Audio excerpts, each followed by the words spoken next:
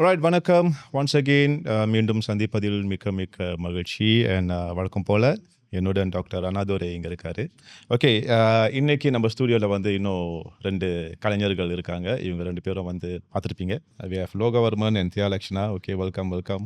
Right. Okay, so doctor, we have been talking about this friendship and relationships என்ன all this ஒரு element பற்றி பேசிகிட்டு இருக்கோம் இல்லையா? ஓகே, இப்போ வந்து ஹவு டு ஹேண்டில் டிஸ்அக்ரிமெண்ட்ஸ். இப்போ நம்மளுடைய பார்ட்னர்ஸ் கூட, okay, say with our girl friend or boy friend or it can be with our parents as well or maybe with our friends as well. Okay, இந்த ஒரு disagreements வரும், இந்த மாதிரி ஒரு conflict வரும். ஓகே, இதை வந்து நம்ம ஹேண்டில் பண்ணுற ஒரு விதம்னு ஒன்று இருக்குது. ஓகே, இப்போ இந்த கான்ஃப்ளிக்ட் அப்படின்னு சொல்லும் பொழுது conflict is not a end of relationship. Actually conflict வந்து it's a beginning of understanding. அப்போ இதுக்கு வந்து நமக்கு முதல்ல நமக்கு அண்டர்ஸ்டாண்டிங் வரணும். ஆமாம், நான் செஞ்சது தப்பு தான். நம்ம முதல்ல அந்த ஒரு அந்த செல்ஃப் ரிலேஷன் நம்மக்கிட்ட வந்தாவே வந்து இந்த கான்ஃப்ளிக்ட் வந்து கொஞ்சம் ரொம்ப பிரச்சனை இல்லாமல் கொஞ்சம் சுமூகமாக போகிறதுக்கு வாய்ப்பு இருக்கும். So it is not the end of relationship, it's a beginning of understanding. Okay, beginning of understanding அப்படின்னு சொன்னீங்க, ரைட்? ஸோ லோகா, உங்களுக்கு ஒரு கருத்து இருக்கும் இல்லையா? Okay, I'm sure that okay how to handle these disagreements and conflict. Actually ஏதாவது ஒரு conflict வந்தால் தான் அதை வந்து தீர்வு பண்ணி அது மூலயமா தான் வந்து ஒருவருக்கு வந்து ஐதர் அது வந்து ஒரு நட்பாக இருக்கட்டும், இல்லை வந்து ஒரு ரொமான்டிக் ரிலேஷன்ஷிப்பாக இருக்கட்டும், அதில் வந்து நம்ம புரிஞ்சிக்க முடியும் ஒவ்வொருத்தரை. ஏன்னா அந்த ஒரு கான்ஃப்ளிக்ட் வர்ற வரைக்குமே வந்து அந்த குறிப்பிட்ட நபர்களோட உண்மையான ரூபமும் உண்மையான ஒரு வெளிப்பாடு வந்து நம்மளுக்கு தெரியாமையே இருக்கும். ஆமாம், அந்த ஒரு பிரேக்கிங் பாயிண்ட்னு ஒன்று வந்தால் தான் வந்து அந்த சமயத்தில் வந்து அந்த உண்மை வந்து வெளியே வரும், ஒவ்வொரு ஆளோட உண்மையான ஒரு கேரக்டரே வெளியே வரும். ஸோ அதை நம்ம புரிஞ்சுக்கிறதுக்கு வந்து பிரச்சனை, அதாவது கான்ஃப்ளிக்ட் அப்படின்றது வந்து கண்டிப்பாக ஒவ்வொரு ரிலேஷன்ஷிப்லையும் அந்தந்த சமயத்தில் ஒவ்வொரு பருவத்தில் வந்து நம்ம அதை கடந்து வந்து தான் ஆகணும். அப்போ தான் நம்ம கொஞ்சம் கொஞ்சமாக கற்றுப்போம். ஏன்னா அது மூலிமா இந்த கான்ஃப்ளிக்ட் வந்து எப்படின்னா வந்து நிறைய விஷயம் அதை ஐயா சொன்ன மாதிரி அண்டர்ஸ்டாண்டிங் தான். அந்த அண்டர்ஸ்டாண்டிங்லேயும் நம்ம அங்கே கற்றுக்க வேண்டியது என்னென்னா, எதிரில் இருக்கிற நம்மளோட அந்த பார்ட்னர் இருக்காங்களா, அவங்கள அண்டர்ஸ்டாண்ட் பண்ணுறதுக்கு முன்னுக்கு நம்மளையும் அண்டர்ஸ்டாண்ட் பண்ணிக்கணும். நம்ம ஓகே, நம்மள முதல்ல புரிஞ்சுக்கணும். நான் ஏன் இதுக்கு இப்படி ரியாக்ட் பண்ணுறேன், நான் ரியாக்ட் பண்ணது சரிதானா, இல்லை இது வந்து இதுதான் என்கிட்ட இருக்கிற ஒரு கெட்ட பழக்கமோ, இல்லை இதுதான் என் கேரக்டரோ. அப்போ என்னோட கேரக்டருக்கு இப்போ இதில் பார்த்தீங்கன்னா வந்து ஒரு சில சமயங்களில் வந்து அந்த ஒரு ட்ரேட்ஸ் இருக்கும், அது நல்லதாகவும் இருக்கும் கெட்டதாகவும் இருக்கும். ஆனால் பார்த்தோம்னா அதை வச்சு தான் வந்து ஒவ்வொரு ஆளோட கேரக்டரே வந்து உருவாகுது. Because I think the main point here is about that being ego, that is the problem here, இதனால தான் வந்து அந்த ஒரு டிஸ்அக்ரிமெண்ட் கான்ஃப்ளிக்ட்ஸ் வருது அப்படின்னு நான் நினைக்கிறேன். Thea, what do you think about it? இதை பற்றி நீங்கள் என்ன நினைக்கிறீங்க? I mean, do you think இல்லை சார் இது வந்து ஐ திங்க் இப்போ ஈகோன்னு இல்லை, இது வேற விஷயமும் இருக்குது அப்படின்னு உங்களுக்கு ஃபீல் பண்ணுதா? இல்லை உங்களோட கருத்து ஒரு experience anything that you want to say? Okay, so பேசிக்காக மெயின் பாயிண்ட் ஈகோன்னு நம்ம சொல்லலாம். பிகாஸ் ஈகோயிஸ்டிக் பர்சன் ஒரு ஆள் இருக்கிறப்போ அவங்க என்ன பண்ணுவாங்கன்னா, they will try to dominant. Okay, and egoistic people, as far I know, they comes in different pattern. So நிறைய different behavior and different patternல வரதுக்கு வாய்ப்புகள் இருக்கு. ஸோ ஈகோயிஸ்டிக் பர்சன் வந்து சில பேர் வந்து ரொம்ப டைரக்டாக இருப்பாங்க. Okay, I am a very egoistic person. Sometimes அவங்களே வந்து செல்ஃப் அட்மிட் பண்ணிக்குவாங்க, எனக்கு வந்து ஈகோ இருக்கு, நான் இப்படி தான், நான் இதுதான் பண்ணணும் அப்படின்ட்டுன்னு. And you have to follow it. அங்கே தான் வந்து அந்த டிஸ்அக்ரிமெண்ட் வந்து ஸ்டார்ட் பண்ணுது. அண்ட் சில ஈகோயிஸ்டிக் பீப்புள் வந்து அவங்க வந்து ரொம்ப வெளியில் பார்க்க ரொம்ப ஃப்ரெண்ட்லியாக இருப்பாங்க.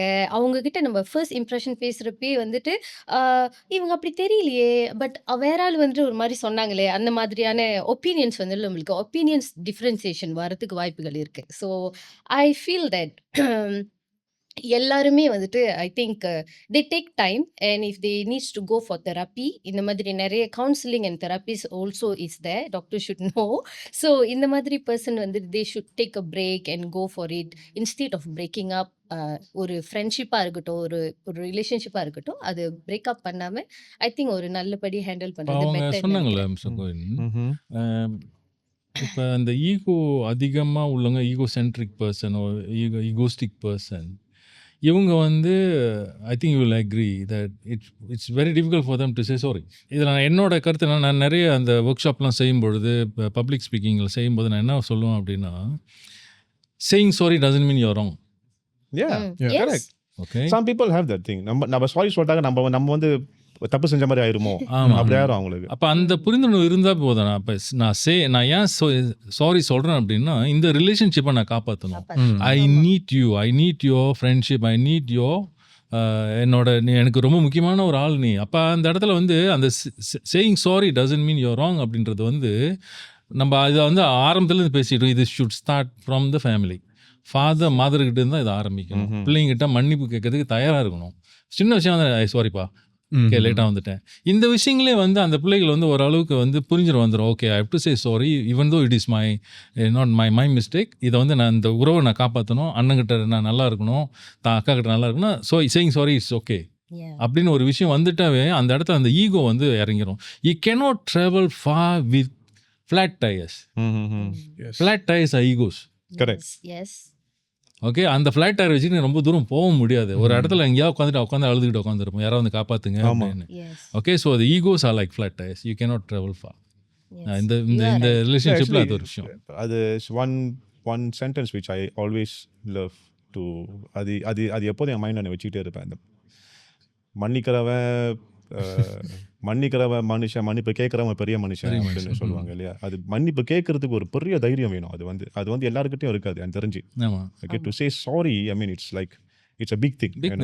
ஓகே, ஸோ ஆனால் ஏன், பட் வி நோ தட் ஒரு sorry can solve so many problems when it comes to relationships, especially we can solve so many problems, but yet அது தெரிஞ்சோம். ஓகே எனக்கு அந்த ஈகோ வேண்டாம், நான் சாரி சொல்கிறேன்னு தெரிஞ்சோம். ஏன் வந்து still we have this disagreements and conflicts, அது again and again and again நம்மளுக்கு வந்துட்டு இருக்கு. சில இடத்துல வந்து சில இன்சிடென்ட்ஸ் ஆக்சிடென்ட்ஸ் நடந்தால் அந்த ஈகோ வந்து கொஞ்சம் குறைஞ்சி அந்த செல்ஃப் ரியலைசேஷனை கொண்டு வரதுக்கு வாய்ப்பு இருக்குது. பல பேரோட வாழ்க்கையில் வந்து ரொம்ப ஈகோவாக உள்ளவங்களாம் வந்து ஏதாவது ஒரு நடந்த பிறகு இதை என்ன தடாவாரிட்டு போகிறோன்னு சொல்லிட்டு இறங்கிடுவாங்க. ஏதாவது ஒரு அடி வரணும் வாழ்க்கையில், அப்போ அந்த மாறுதல் வர்றதுக்கு வாய்ப்பு இருக்கும். டாக்டர், ஃபைனலாக உங்களுடைய கருத்து about this disagreements, why it happens and how we handle this. இப்போ நம்ம பேசின விஷயத்துலேருந்து நான் சொல்கிறேன். இப்போ 2 பேருக்கும் வந்து இந்த உறவு வந்து நிலைக்கணும், நல்லா இருக்கணும் அப்படின்னு நினச்சாங்கன்னா அதில் அந்த கான்ஃப்ளிக் வந்து கொஞ்சம் சுமூகமாக போயிடும். அந்த கான்ஃப்ளிக்கை வந்து தீர்க்கறதுக்கு வந்து போயிடும். ஆனால் ஒரு ஆள் வந்து கொஞ்சம் ஈகோவாக நீங்கள் சொன்ன மாதிரி இருந்துச்சுன்னா, இப்போ இவங்க சரியான ஈகோன்னு வச்சுங்களேன், அப்போ இவங்ககிட்ட நான் பேசும்போது நமக்கு வந்து நான் பேசும்போது நான் என்ன வாட் ஷி ரியலி வாண்ட்ஸ், அவங்களுக்கு உண்மையிலே என்ன தான் வேணும் கிவ்லாம் அப்படின்னு நம்ம அந்த இடத்துக்கு போயிட்டுன்னு வச்சுக்கோங்களேன், அவங்க வந்து கொஞ்சம் மெல் டவுன் பண்ண ஆரம்பிப்பாங்க. பேசிக்கிட்டே இருப்பாங்க, இந்த மாதிரி தப்பு, இதெல்லாம் பண்ணதெல்லாம் தப்பு, இதெல்லாம் பண்ணது அவங்க வாட் ஷி வாண்ட்ஸ் சாரி தானே கேட்டு போயிருங்க, அவ்வளோதான். வாட் ஷி ரியலி வாண்ட்ஸ் அதை வந்து நீங்கள் வந்து புரிஞ்சுக்கிட்டாவே வந்து இந்த கான்ஃப்ளிக்ட் ரெசல்யூஷன் வந்து ரொம்ப ஈஸியாக முடிச்சிடும். ஓகே, இந்த உறவு எனக்கு வேணும், இந்த பிஸ்னஸ் எனக்கு வேணும், இந்த நண்பன் எனக்கு வேணும், இந்த கணவன் மனைவி உறவு வந்து ரொம்ப முக்கியமானது அப்படின்னு ஒரு நிலைக்கு வரும்போது everything becomes very important. நான் இல்லாமல் நாமன்னு ஒரு எண்ணம் வந்தாவே அந்த கான்ஃப்ளிக் வந்து சுமூகமாக. That's a nice point. நான் சொல்லாமல் நாமன்னு சொல்கிறது வந்து, but I've seen quite number of people, சில பேர் அவங்க விஷயத்தில் அவங்க வந்து சொல்லிட்டு இருப்பாங்க, நம்ம வந்து பொறுமையாக கேட்டுட்டு இருப்போம். நம்மளோட பாயிண்ட் எடுத்து சொல்லும் போது அவங்க இல்லை நான் வந்து எல்லாத்தையும் சொல்லிட்டேன், உன்னோட பாயிண்ட் நான் கேட்க மாட்டேன். அந்த மாதிரி ஆளுங்களும் நம்ம வந்து இருக்காங்க, நிறைய பேர் இருக்காங்க. அந்த மாதிரி நீங்கள் கோ த்ரூ பண்ணியிருப்பீங்க. அந்த டைம் அதை நீங்கள் எப்படி ஹேண்டில் பண்ணீங்க அந்த ஒரு சிச்சுவேஷனை? நம்ம சைட்ல வந்துட்டு we have to let go things. So let go பண்ணிட்டு அப்படியே போக வேண்டியதான். இதுதான் என்னோட personal experience. Lokah, what do you think about it? இப்போ அவங்க ஒரு வரிசை ஒரு 10 பாயிண்ட் சொல்றாங்களா, இந்த மாதிரி இப்போ எதிராக ஏதாச்சும் ஒரு கருத்து சொன்னா தானே வந்து நீங்க வந்து கேட்க மாட்டீங்க. இப்போ நீங்க சொன்ன கருத்தே வந்து நான் திரும்பி மறுபடியும் உங்ககிட்டயே சொல்றப்ப வந்து அதுலயே நம்மளுக்கு தெரியும், இதில் நீங்களே சொல்லிட்டீங்களே, ஏதோ இந்த பிரச்சனை ஏதோ பாருங்க, இதை இங்க இருக்க, உங்களுக்கான பதில் இங்க இருக்க, இந்த பாயிண்ட்ல உங்களோட பதில் நீங்க வச்சிருக்கீங்களா, ஏன் அப்போ நீங்க கேள்வியை கேட்டதுல உங்க கேள்விக்கு பதில் இருக்கு. இல்லை, actually being a great listener I think can solve lots of problems. Because இது வந்து என்னுடைய பர்சனல் கருத்து. I mean when we listen more, நம்ம அந்த ஆர்கியூமெண்ட்ஸை குறைச்சிக்கிட்டு okay whatever you want to say just keep saying. அதுக்கப்புறம் நம்ம லைக் நீங்கள் சொன்ன மாதிரி அது நேரம் வரும்போது அவங்க தப்பு பண்ணும்போது நீ தானே சொன்னேன்னு திருப்பி அவங்ககிட்ட சொல்லும் போது வந்து they will realize that mistake அப்படின்னு எனக்கு ஃபீல் பண்ணுது. Okay, so I think we will end our session today. Okay, Loga, thank you so much for coming all the way. Yeah, thank you so much. Thank you, sir. Okay, doctor இப்போ நன்றி சொல்கிறேன், வழக்கம் போல் அப்புறமேல வணக்கம் சொல்லுவேன். Okay, thank you. Right, so thank you so much. அடுத்த டாப்பிக்கில் சந்திப்போம். பாய். தேங்க்யூ.